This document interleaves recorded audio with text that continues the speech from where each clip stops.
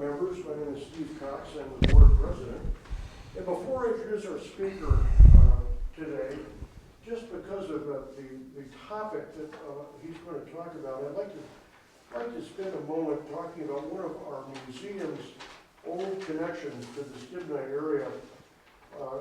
Founding member Robin Sandy McRae.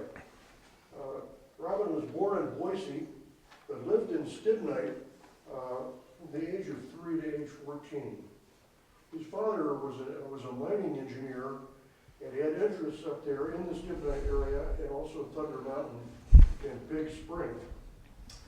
Sandy earned his degree of Doctor of Optometry and practiced here in Boise for about 40 years, and he remained a strong supporter of IMG until his death last December. Talk about karma. Today, Shirley sent me a message that his obituary was printed today in the Idaho Press Tribune. Much more elaborate than what I just went through. So if you have a chance to go and look at that, he was quite a character and certainly was a real link between this museum and the Stibnite area. Okay, our speaker today is Dale Kerner, who is the permitting manager for Perpetua Resources, which is the successor company to Midas Gold, which many of you, I'm sure, remember. He holds a BS in geology from the University of Wisconsin-Eau Claire and an MS in geology from Boise State University. And he is certified as a professional geologist. Before coming to Midas Gold, he was 18 years spent in environmental consulting and providing mine planning, permitting, and operation services for mines in Idaho, Nevada, Arizona, California, and Montana. So he's been around the country. So Dale, welcome to the Boise Inn, Idaho Museum of Mining and Geology. Thank you, Steve. Thank you, Shirley. I've got history with the Idaho Museum of Mining and Geology. We started the SME chapter in Boise back in 2013, and for years we're doing the rock party here. I'm sure it's going to fire up again someday. I've got all my remote control mining trucks out in the shed in the back, so the batteries are going to have to be recharged. But when that fires up again, now that COVID's out of the way, we're going to be ready to go. Glad to see the crowd today. I've got family and friends here. Michael Bogart, also from Perpetua Resources, is here today, so appreciate the support, Michael. Yeah, Perpetua Resources, formerly Midas Gold, Idaho, now Perpetua Resources. We did change our name back in 21.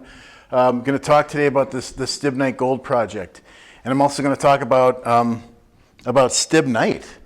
Stibnite's not just the name of a town. It's also the name of a very important antimony-bearing mineral, and I want to talk about that a little bit today. Do want to cover the project. Do want to go over all the details about our project. But I've found that the older I've gotten, I really have come to love history. And this site certainly has history, as Steve just mentioned. There's a lot of history up at Stibnite. It's got a storied history. There's over a century of history there. So. Why don't we jump right in? Looking into the history of this site, I think a great place to start is 1902. In 1902, Idaho had been a state for just 12 years. Had half the counties it has now, and it had about a tenth of the people, about 200,000 people. Idaho realized early on, back in the 1860s, of course, when gold was first discovered in Pierce County, that there was a lot of mineral resources in Idaho. So people, as soon as Idaho became a state, and even before, were going everywhere across the state, looking at this beautiful and varied geology to understand what the mineral resource potential was. Idaho established the role of Idaho Mining Inspector in 1899 to kind of oversee this development of this vast resource potential. Robert Bell was not the first Idaho mining inspector. He was one of the first, but I think he was, from 1902 to 1920 with a brief hiatus in 1909 to 1910, he was the Idaho mining inspector. Quite a unique guy. This, he published this annual report. As you see the reference down here, this is a quote out of the 1903 report. one of the first people to really look at mining safety. In his annual report, he would look at accidents and fatal accidents in Idaho and look to remedy those, but really an incredible individual. I was so kind of intrigued by Robert, I tracked his grave down, which is up in Morris Hill Cemetery, and went and visited that a few weeks ago on a weekend. So anyway, but this is what this guy did during the field season. He traveled 15,000 miles one year visiting the counties in the state with mining operations. So Idaho was on the rise, and it had the right people in the right positions to make sure that it had a bright future. Here's an old map of Idaho. I had an old geologic map of Idaho under this one, and I had this fancy animation to reveal this. But anyway, the important thing here is that, again, turn of the century, about half of the counties we have now, Valley County wasn't even a county, which is where our project is. But with all these people covering the state and scrambling around the rocks, they came to understand the geology of Idaho very well, even for 1902. And the primitive map that underlies this one is a pretty good approximation, although without the detail of the geologic map we have nowadays. So this one's from, I think this was published in 2012, and of course added radiometric data and tons of fossil data and really good understanding and exploration data. But Idaho has evolved in a relatively short period of time to come to have a very good understanding of its geology and its mineral resources. Back in the day, this day being the early 1900s, newspapers reported on the geologic happenings in Idaho. There were reports on the front pages of papers, and I'm going to show you one here in a moment, but I had to show you some of these. These are some of the ads from some of these old newspapers. Relief from catarrh, which if you don't know, I didn't, I had to look it up. Thank goodness for Google. This is inflamed sinuses and excessive postnasal drip. So whatever sea this woman is drowning in, you can use your imagination what that liquid is. Smoking tobacco and wall coverings, and of course Idaho's hot springs. These were colorful papers. And if you get onto the Library of Congress website, you can do term searches and find just about anything you want in these old newspapers. They're fascinating. One of the things I was looking for was, when did Stibnite become Stibnite? In 1902, the same gentleman, Robert Bell, that I just showed you, 1902 in the Silver Messenger, published out of Challis, Idaho, in Custer County, this quote was in one of his stories. In the granite formation south of Sugar Creek, which is east of Yellow Pine, the visitor reports the discovery of some extensive deposits of antimony ore of very fine quality, almost pure stibnite, that may prove of considerable commercial importance. How portentous was this statement? This is over 100 years ago. But this gentleman first acknowledged the occurrence of this mineralization in Sugar Creek, and it's very interesting. But it wasn't yet under development. Thunder Mountain, the Thunder Mountain Gold District to the east, was under development, and that's why Robert Bell was poking around this part of the world. But as he went, like all geologists, he looks to the side and sees what the rocks are telling him and reports on it. So you may have a few questions by this point. What is antimony? What is stibnite, lowercase s? Where is stibnite, capital S? It is a location. And why are antimony, stibnite, and stibnite, capital S, important? And finally, what is the Stibnite Gold Project? We're going to talk about all these today, but the first thing I want to do is make sure we understand definitions. So let's, what is antimony? Well, antimony is an element. It's classified as a metalloid because it has both metallic and non-metallic properties. But if you hearken back to your high school chemistry class, here's the symbol from the periodic table, and I always wondered, why do some of these symbols not have the same letters as the name of the element? Why is this SB instead of AN? Well, let's first talk about the roots of the term antimony. Antimony is from the Greek roots anti, against or not, and monos, alone. So antimony is an element that does not like to be alone. Generally, when we find it in nature, it is attached to something else. One of the most common things that it attaches to is sulfur. So a sulfide mineral that contains antimony, a very common one and the most common ore, is stibnite. This is the name of a mineral.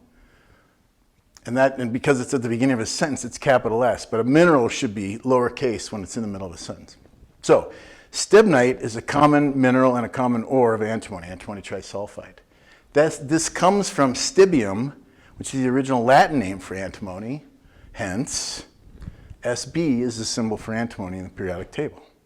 So rather circuitous, and I'm sure there's an interesting story for gold, Au, and silver, Ag, and iron, Fe, all these ones that don't match their names. But anyway, a little bit of trivia there.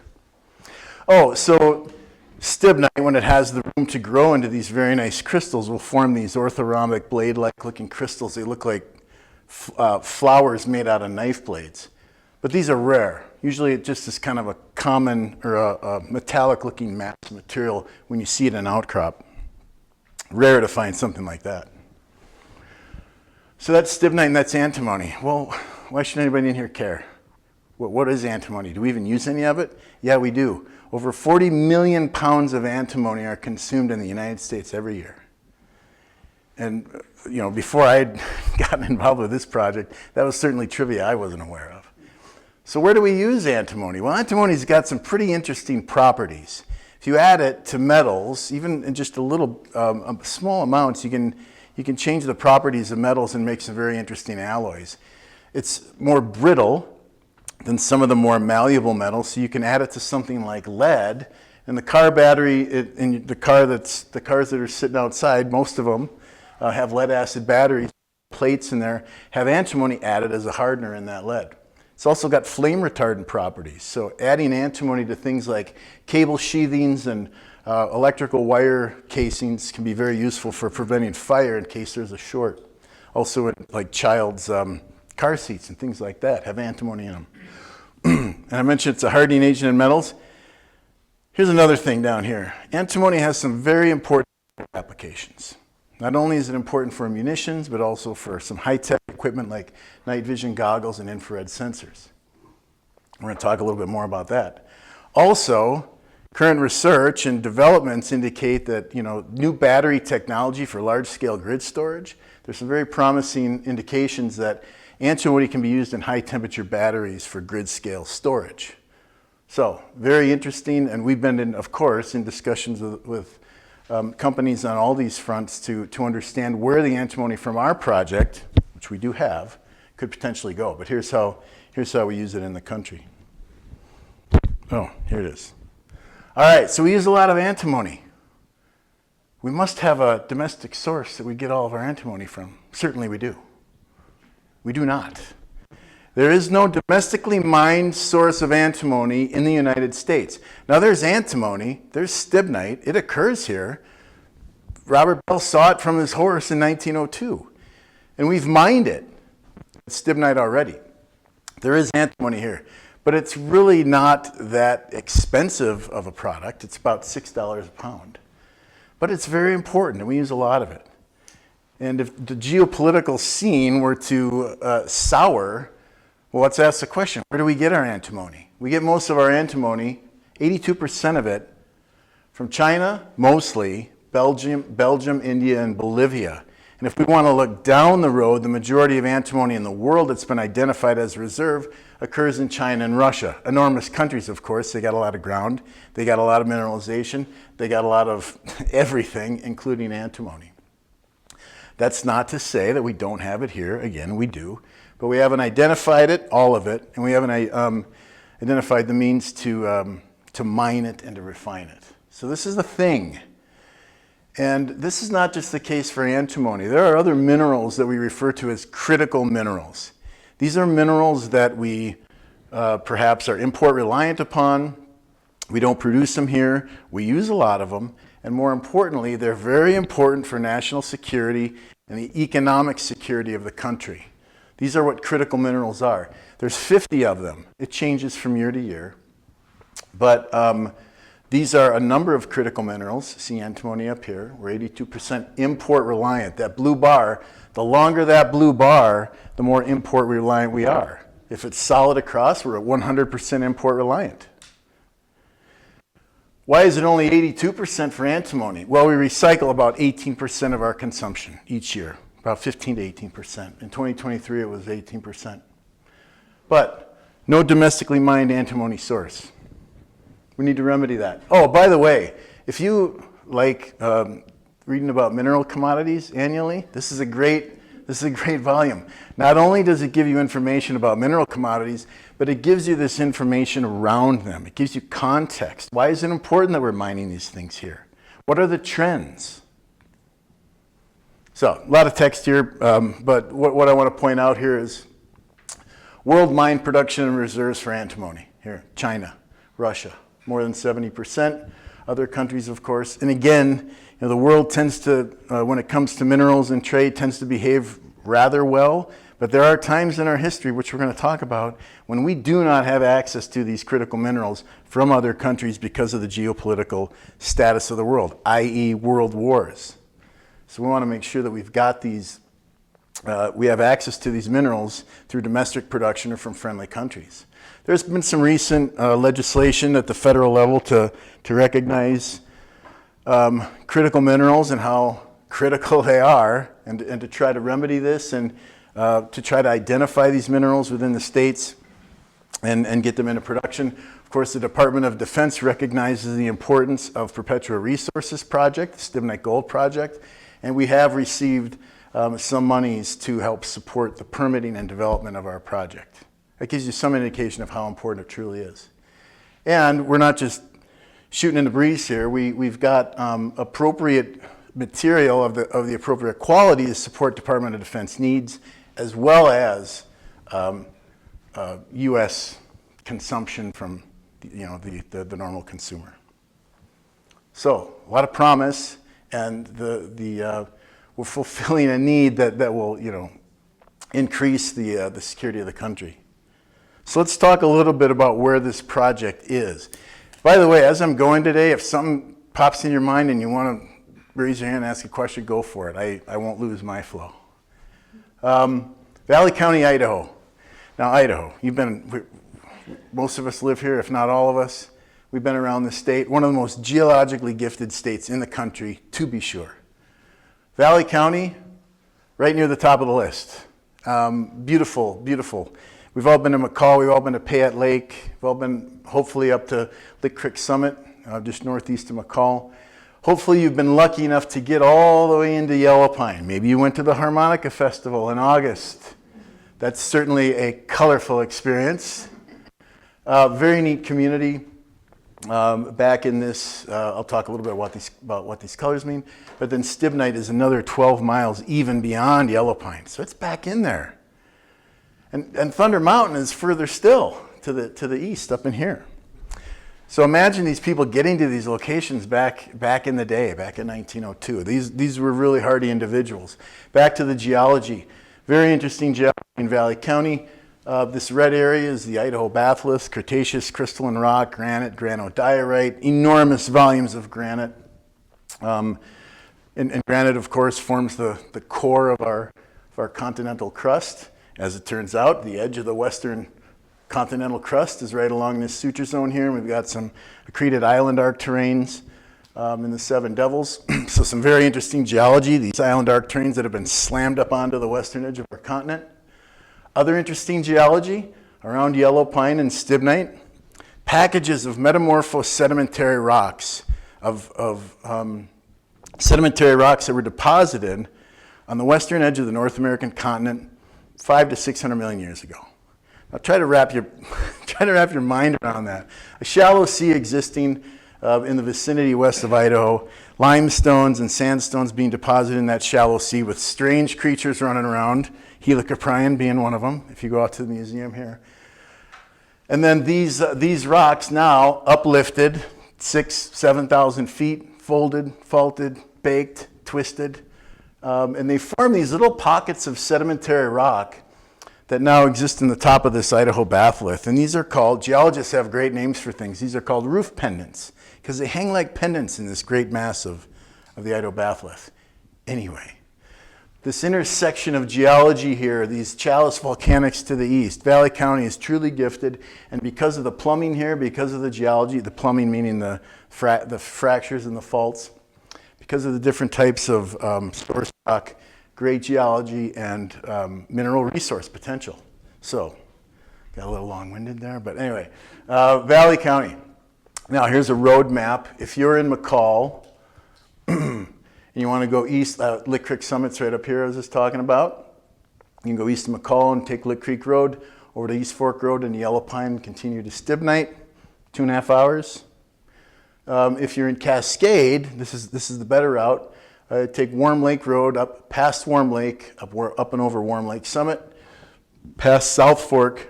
This is the South Fork of the Salmon Road right here. You can take that up if you want and head in east. Or you can continue over to Landmark and go up Johnson Creek Road to Yellow Pine, and then, of course, in on the another to Yellow Pine, or I'm sorry, to Stibnite. Incidentally, when I talk about our project, we are proposing a road, a designated access road over here called Burnt Log Route, which there's a number of reasons for that I'll hopefully get to. But anyway, this is the map. This is where we're located. All right, now back to the history part, and how did this site develop over the course of the 20th century? Well, I mentioned Robert Bell. Here's some more of Robert Bell's content. This from his annual report for the year 1915, published in 1916. Again, he was the Idaho mine inspector until 1920. He's still talking about antimony. Still talking about the antimony that he's seeing over back there in the Yellow Pine Basin. And he's saying, boy, it'd be great if we could develop this resource. However, the great drawback to this discovery is the fact of its isolation. It's 60 miles from the nearest railroad in Cascade. So as is always the case with mining projects, access is very important. So he recognized this, but he also recognized the importance of this deposit. And this might give you some goosebumps. So at the end of World War I, certainly the importance of minerals and critical minerals, the concept perhaps wasn't there, but certainly it was in practice. And when we were successful in World War I, one of the things we recognized on the backside is that minerals matter, and where we get these minerals from matters. And if we have, geopolitical conflicts that prevent us from getting the minerals we need from where we need them, think Russia, think China, then what could potentially happen if we do get into a conflict? I'm not trying to fearmonger here. I mean, this is for critical minerals that might be important to, economic security as well as military. But this is one thing that Robert Bell noticed. He says, in the event of future troubles in the Orient, which, whatever, we don't want to have to meet hard bullets with soft ones. To say, if we do not have access to the critical minerals that we need, the outcome of a global conflict could be determined by whether or not we have access to these materials. It was rather portentous given what ended up happening at Stibnite. What did happen at Stibnite? Well, I mentioned Robert Bell was no longer the Idaho mine inspector after 1920. He died in 1935. I hope that in 1930, when he read the annual report from his successor, that he saw this information and was rather pleased to see that there was development occurring at Stibnite. In the 19-teens, the first claims were filed in the region of the Stibnite mining district, and mining there was primarily underground, gold and silver initially. That's where the money is, that's where you're going to mine. But again, they also understood that there was antimony in this ore. They were later find out that there's also tungsten. But anyway, 1930, the companies that were working out there invested a lot of money in the Yellow Pine mining district. And this was I did a term search for all these documents. I want to see, when did Stibnite become Stibnite? Well, as far as I know, it was 1930. The post office was given the name of Stibnite when there was this push of development in the area. It really kind of marked the beginning of Stibnite being a town. And for the next 20 years, it was a town. It was a happening place. Not only in Idaho, but it was a very important place in the country. Now, these guys right here are building a 2-mile-long pipeline out of redwood planks, wrapped in wire. Why are they doing that? On the south end of the Stibnite property, which I'll show you a map here soon, there is a reservoir. There was a reservoir. They built a dam on the East Fork of Meadow Creek to create hydraulic head for a generator that was 2 miles away up by Sugar Creek. to the north. I'll show you this on a map.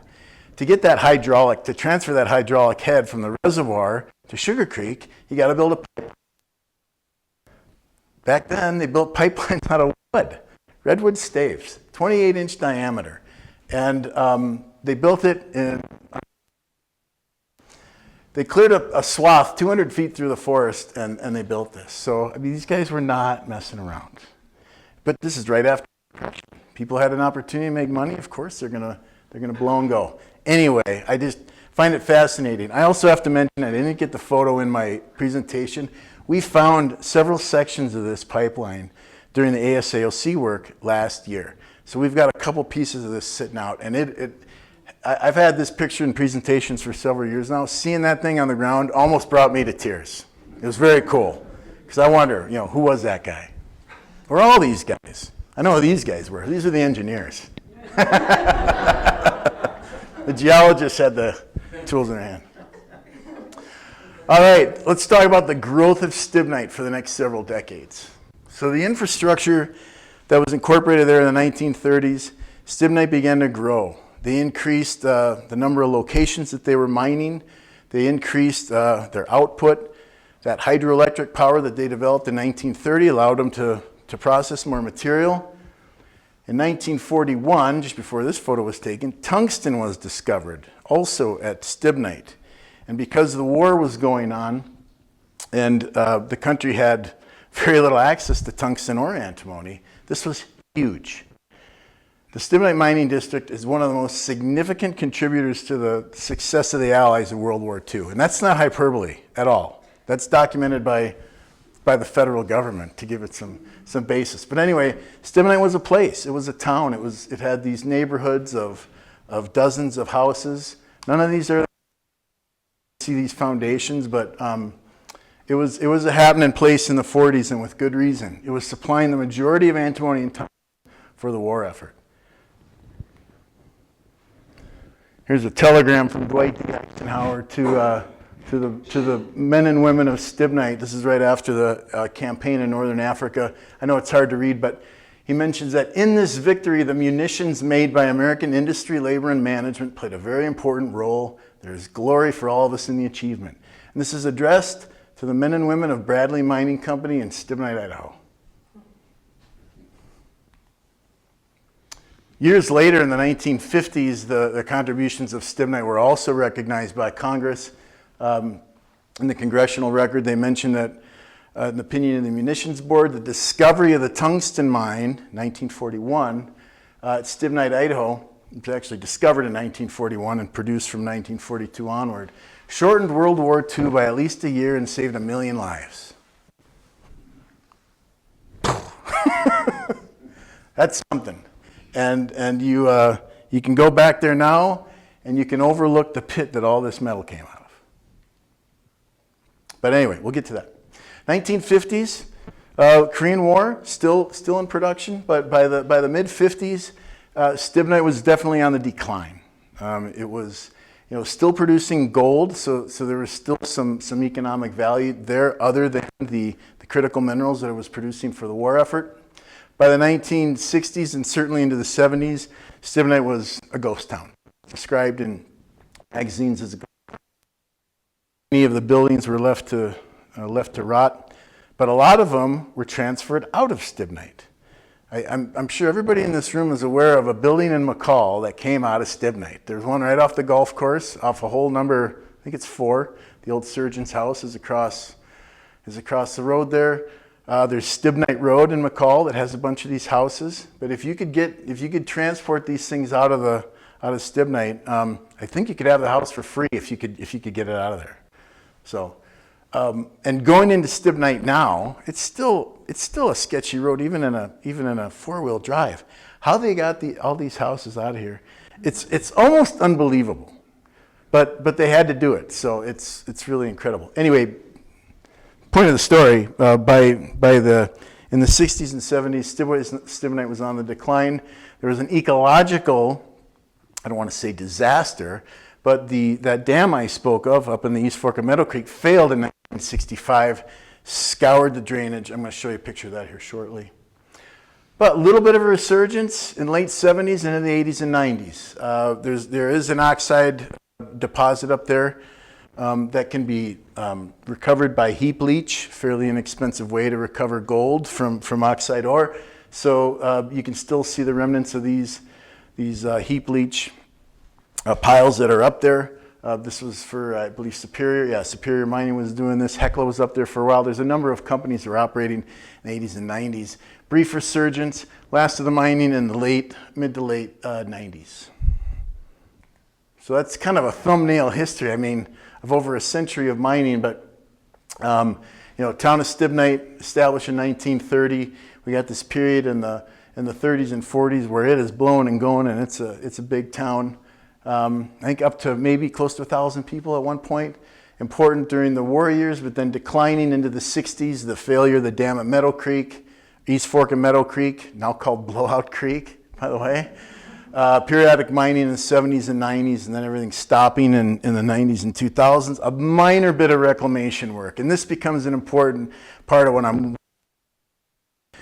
Very little reclamation work has taken place at Stibnite. There has been some important reclamation that has occurred up there, but there are tremendous opportunities for additional reclamation work. Now that costs money, it costs a lot of money. But luckily there's a gold resource there that is sufficient enough to help pay for it.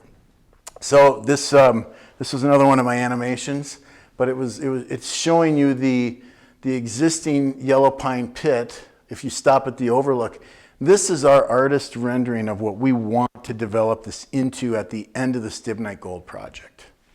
So who's been up to the overlook at Yellow Pine Pit? Anybody? Okay. You know what that pit looks like. There's a pit lake down there. We do want to expand that pit, remine it, but you also want to fully backfill it and restore the East Fork, South Fork Salmon River over that backfill. Now, why is it so important to do that? Right now, there's a cascade coming into a pit lake in Yellow Pine Pit. It is a blockage to a anadromous fish passage, upstream passage. Anadromous fish, of course, they come in from the ocean, they swim over 1,000 miles, and they go up the streams, and they spawn, and they die, and then their juveniles rear up those streams, and eventually make it back out to the ocean. An incredible story in its own right. But there are miles and miles of habitat upstream of this Yellow Pine Pit, and it's very important that we reestablish that passage for anadromous fish through our project. That passage has been blocked since 1938. And I'll show you how we're going to do that. Okay, time check. It's 35 minutes I've been yapping up here. I'm going to cut this in about probably 15. I know it's a lot of information to throw at you, but I don't want to. I could literally talk about this for days. But I do want to give you the basics of the Stibnite Gold Project, why I think it's such an important project, and kind of where we're at in the process. So we'll do that a little bit. Okay, I mentioned the resource. The remaining resource at Stibnite is a gold and silver, but primarily gold, and antimony resource. Now, antimony is not expensive. It's about $6 a pound. And there's about 150 million pounds up there, so even if we improved our recovery to get all of that, we're still talking about, what, less than $1 billion. It's going to cost more than that for us to just build the mine. So, thankfully, this is a polymineralic or a polymetallic resource, and we've also got 4 million to possibly 5 million ounces of gold, which if you track gold is at around 2,300 an ounce right now. So, thankfully, this resource is going to fund the very ambitious restoration project that we have for the Stibnite Mining District. And we're going to provide this critical mineral resource, be the only domestically mined source of antimony in the United States. Win, win, win, right? Well, we got to make sure that we do the rest of it right. Oh, this is some more critical mineral stuff. I'm going to bust through that. Get to the project. So, the Stibnite Gold Project, a great plan. I have to give credit to the people who developed it before I came on. I came on in July of 17. The project's been in development since about 2009. Fantastic project. I want to talk to you a little bit about the details, but again, we want to take an area that's been transformed by mining for 100 years. There's legacy impacts out there that you would not believe. Michael, I think there are even some colorful terms for how we describe some of those things. But anyway, it's a site that is riddled, and it's not going to fix itself. It needs help. And yes, we want to remine this resource, and using part of that money, we want to help pay for its restoration. What are these historical impacts? Here's a map of the site, and this yellow, it's an aerial view, of course, and this yellow is the previously disturbed footprint. When we were looking at that village area where I was showing you all those houses, that was right around here. The old mill area was here. There was also some smelters down here. This place has had a lot of activity over time, a lot of legacy contamination. Back in the 30s and 40s, and certainly when you're mining for a critical mineral for a war effort, environmental regulations, if they were existent, which many of them were not the highest priority. Winning the war was. Getting the metal out of the ground. A lot of legacy impacts. There's tailings out there that are not in lined facilities. Some reclamation work that is fairly rudimentary, although effective. I mentioned Blowout Creek, still putting chocolate milk into the stream every year during spring runoff because it's unstable, and that's right here. This is where Blowout Creek was. I'll show you a picture of that. There's some habitat improvements. This is a picture of Yellow Pine Pit and the cascade coming down that the fish can't get up.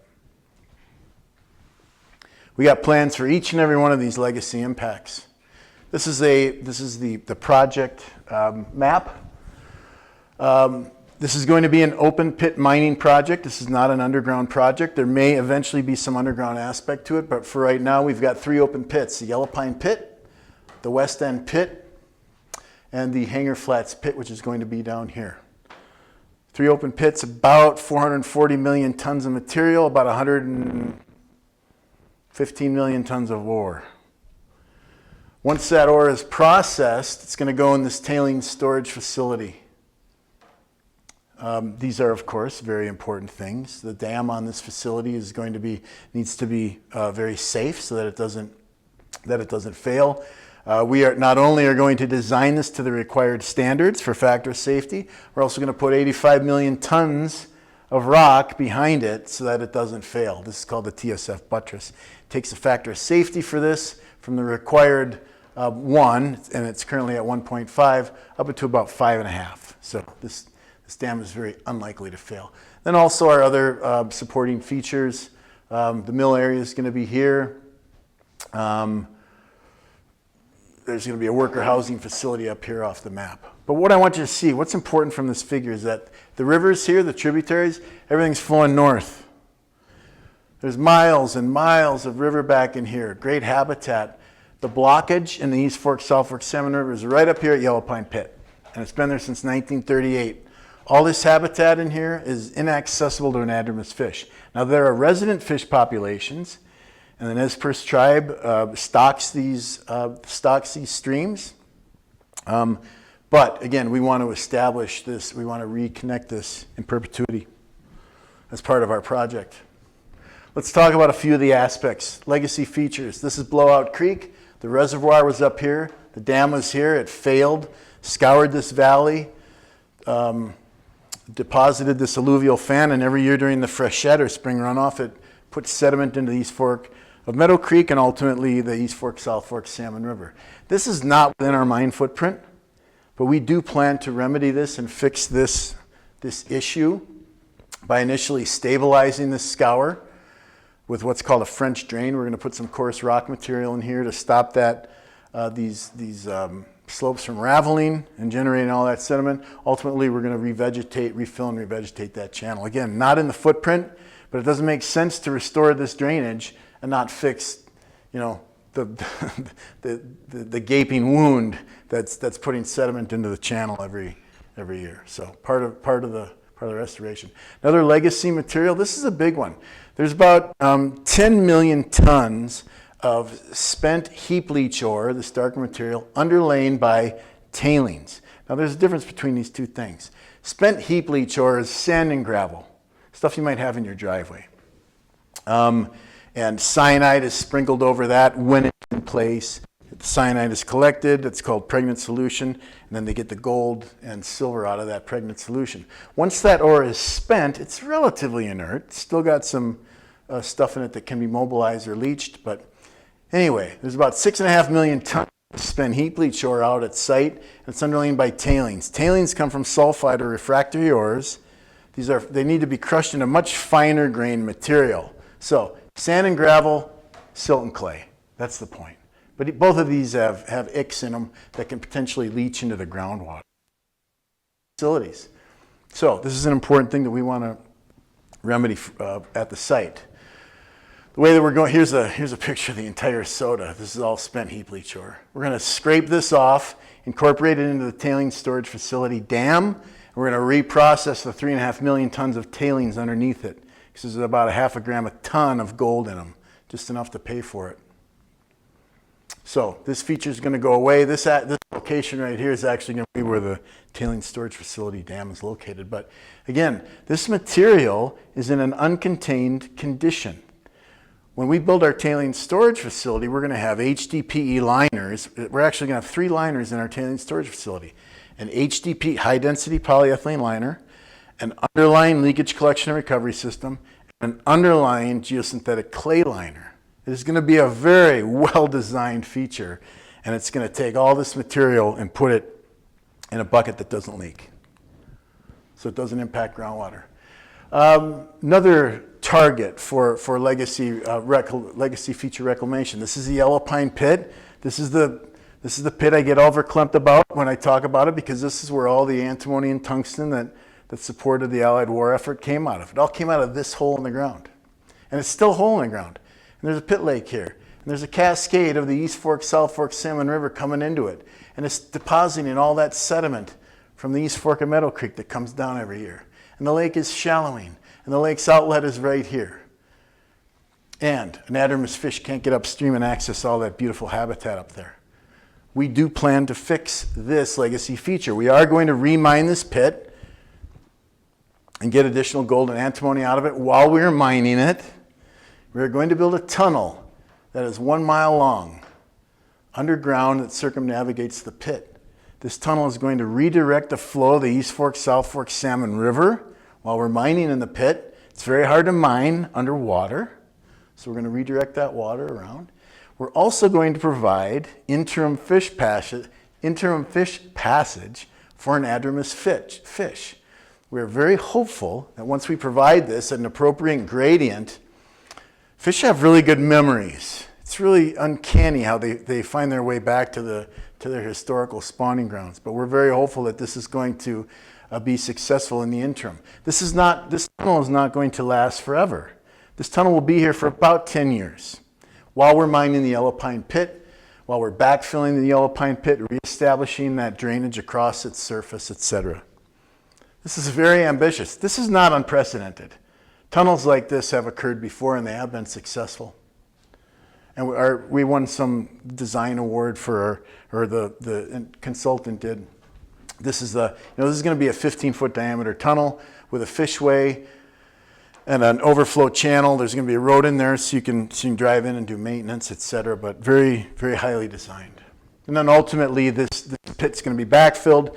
The stream restored over it at an appropriate gradient to provide that volitional fish passage, again, up into all this habitat that's upstream this way to the south. All right, get in a little bit into the permitting. The draft EIS for the Stibnite Gold Project came out in I can't believe it. Help me out, Michael. When was the draft? 21? 20. And the SDEIS was 21. Okay. So draft EIS in 20, thousands of comments, many of them supportive. What we were interested in were the unsupportive comments. How can we make this project better?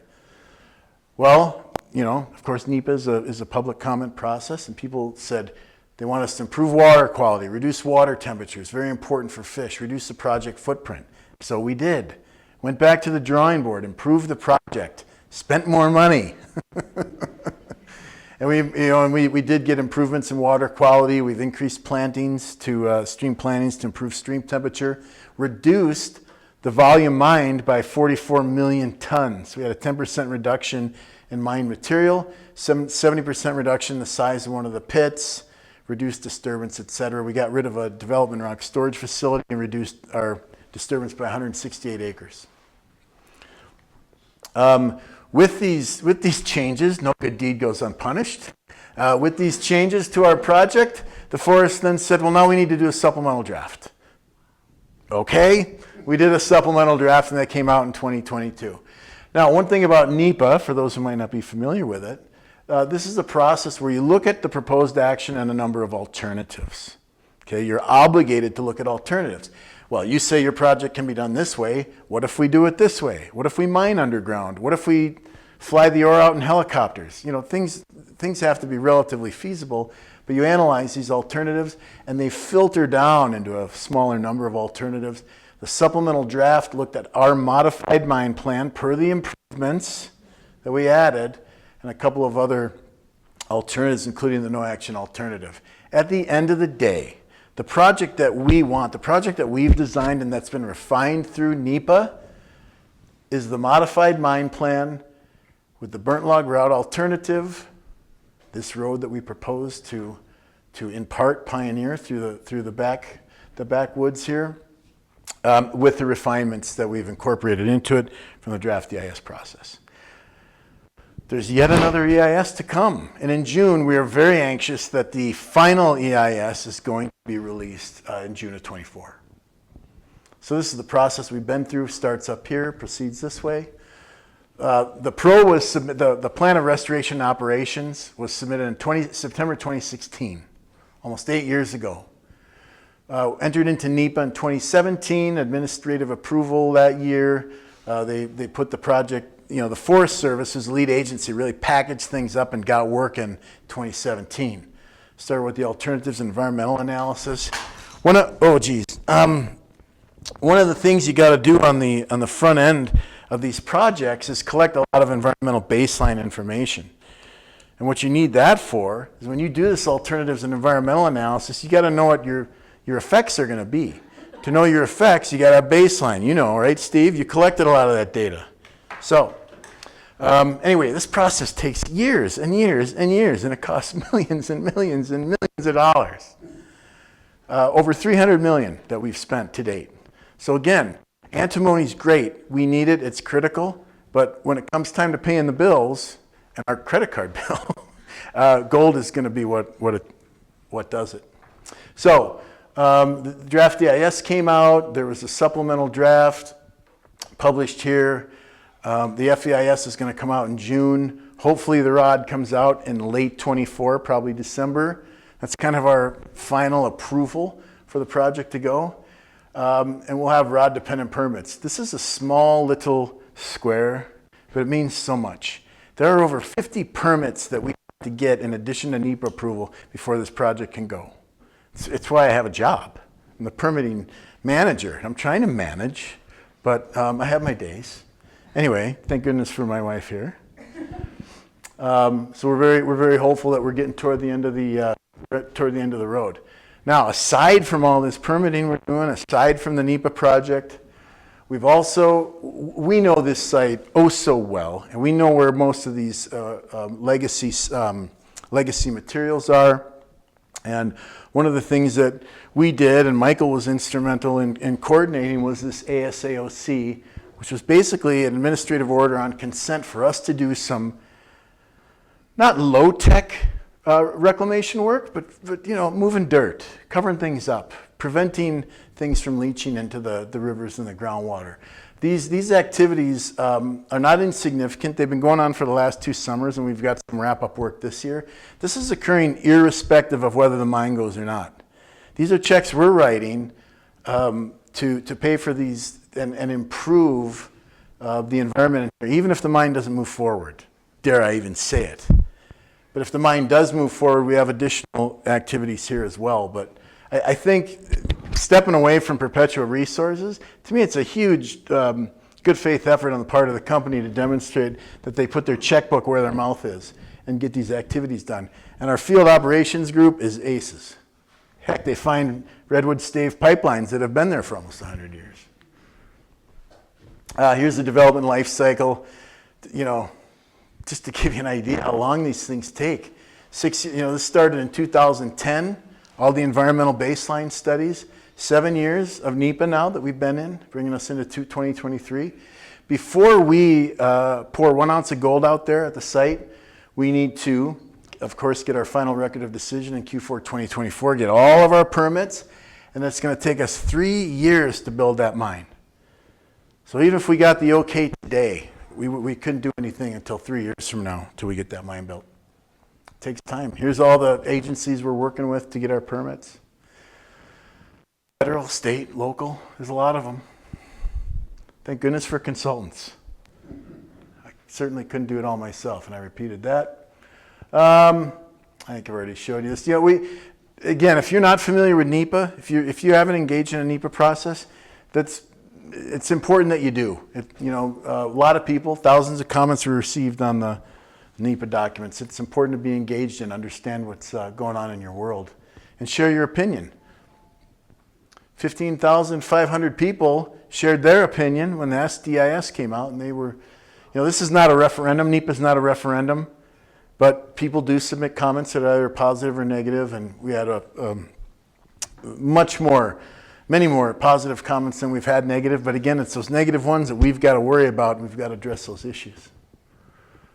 Here's some of our team members. Another thing that I'm obligated to mention is the Stibnite Advisory Council. We've been operating here for years, and we've been collecting a lot of data. The Stibnite Advisory Council is a group of people that's kind of a step away from Perpetua Resources. They're independent, and they examine our data. They duplicate some of our data to ensure that the things that are going on out there are on the up and up. So the Stibnite Advisory Council is a very important body that lends transparency to our operation. Don't want to gloss over that. And then the Stibnite Foundation is an endowment that also funds local projects. We could talk about that for another hour. How about that? I'll go back to any slide that anybody would like, but I love this project. I'm a geologist. I'm an environmentalist of sorts, but I also understand the pragmatism of developing these resources domestically, as I showed you, and I'm 100% behind this project. So I'm glad to talk about it, and I'm glad you took the time on a Sunday afternoon to share with me. So I'll answer any questions you might have. I got one for you. Yes, Steve. When you're mining for the gold, does the antimony come with it directly, or do you have to or is it just processed out when you mill it, when you process the gold out, or do you have to separately mine the antimony part as well as the gold? It's a great question, and one of the things we need to do as an initial stage in the ore separation is flotation. So when we've got complex ores that have both gold, silver, and antimony, we run that through a specific flotation process to concentrate that antimony, that stibnite concentrate. And we are not going to refine that stibnite into anything beyond the stibnite concentrate. But anyway, to answer your question, the flotation process is where we physically separate that antimony from the other gold and silver mineralization. So you don't have to separately mine the antimony over here, the gold over here. You just go for the gold and the antimony right with it. Yeah, and there's not just one type of ore out at the site. There's, probably a dozen or more, but very commonly those occur to a degree where we can't possibly separate them. This gold deposit is very disseminate. It's very small gold, very microscopic in size, so it would be almost impossible to separate those ores from one another. So we got to grab it with that big old shovel and then separate it back at the mill. Yeah. I'm somewhat familiar with northeastern Nevada mines that are still running because they keep adding on. Do you have potentials for adding on? You just listed the first 10 years here. You could be looking at 30 years down the road. The project that is being approved by the federal agency and permitted right now is the project I've described to you, and the scope of it cannot exceed that without going through that process again. So, but also to answer your question, we do have exploration included as part of our proposed action. This is a very highly mineralized district, and there's other stuff out there. But if we're going to expand the mine, we would need to proceed through all this rigorous environmental review to do that. It's a great question, though. But the exploration that we propose is very clearly presented in our plan of restoration and operations. There's nothing to hide there.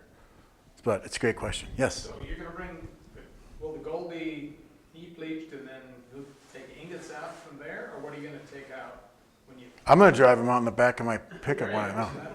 Yes, they're going to pour doré at the site. Okay. Yep. But the stibnite, how will it come out?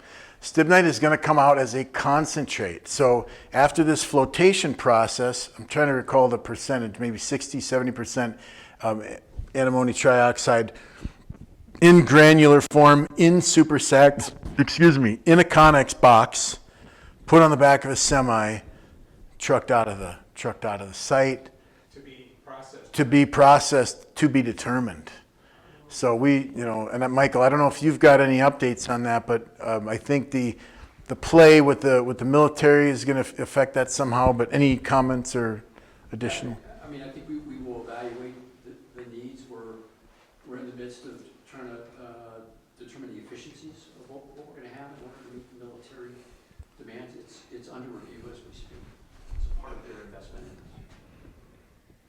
I think you mentioned the word doré. That means that you're in the process to go down to what degree of 99 point whatever. And then the doré is going to have, I think, 4 or 5% silver in it. So that doré is going to go elsewhere to be for higher refinement. But get it down to 95%? I think so. Steve, I'm not a metallurgist. I'm just a lowly geologist. Yes. Did I see on one of the slides that there are 3 other states that have greater deposits than Idaho does? I don't know if that was on one of my slides. There's certainly antimony in Nevada. There's certainly antimony in Montana. And in general, it's often produced as a byproduct of other pursuits. This isn't the only location in the world where it occurs with gold.